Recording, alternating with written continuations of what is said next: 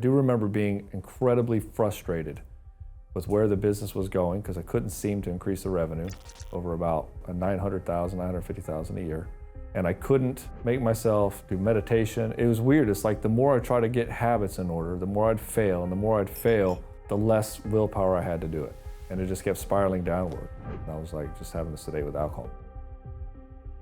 And when I was on a Fact Map Mastermind, and then I saw you process this guy, you broke him down and said, that guy's a real coach. Garrett knows how to coach better than I do. I thought, well, if anybody can help me get this business past this plateau, it'll be you. I knew that because you were good on video like I wanted to be. All your production value was where I wanted to be. So I was at this point where they kept plateauing and I was like, what the fuck's going on? And I can't even make myself go to the gym and I can't even make myself, and I kept playing this game of whack-a-mole of pretty much just like business and gym and my family. I was like, if I go into counsel, maybe I can learn to speak like him, be able to do production value like that, and all those other things. And that's what I wanted to learn how to do. I wanted to learn how to supplement what I was doing with all the good stuff you were doing.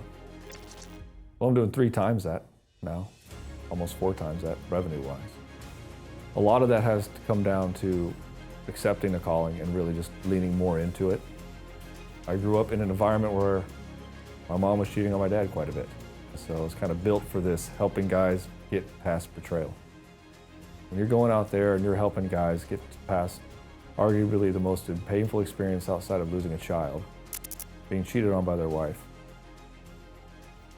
you help them move forward out of that into a place of power, and then you see these guys get so filled up with life and firing on all cylinders so much that their emotional capacity just spills over onto everybody else, this massive love, and they're just super happy about where everything is. It's like, why would I do anything else?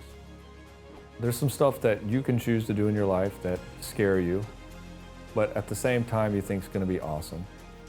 And that's the same thing God wants you to do, because that's where your fastest growth is. Does it scare you, and do you think it's awesome? Because if they don't have those 2 things, you're just not going to do what's required to do it. And then you'll see, if you look within yourself, you'll see, yeah, that's what I've always been doing. But I just can't get past the fear, so I don't go do the awesome. And in that place, God says, I made you for that role.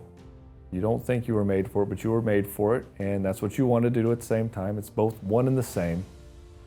And your relationship with God is to help you push past all that resistance and make it happen. Just being my first business, I was an industrial engineer before, and so like I had no idea what things were like outside of my bubble. And so I came to counsel to be a mentee, you know. Everybody can speak well, everybody's making $1 million fucking dollars, like holy shit. But then it's pretty cool because a lot of the guys are very similar to you. And so then you can actually make real friends outside of your own client base. And then the conversations you have are at a whole different level too. Because you can't have a conversation with Bobby Bud Light about wanting to get around and drink on the weekends. These guys are talking about like, it was the nature of the universe and our spiritual journey, and how does this relate to making $10 million? How do we merge those 2 things together? That's way more exciting. The whole purpose of this game of life, at least for me, is to win it on every level, all the fucking time, and not take your foot off the gas, because the alternative is a life of regret. I'm Ed Baxter, and I'm a warrior trainer.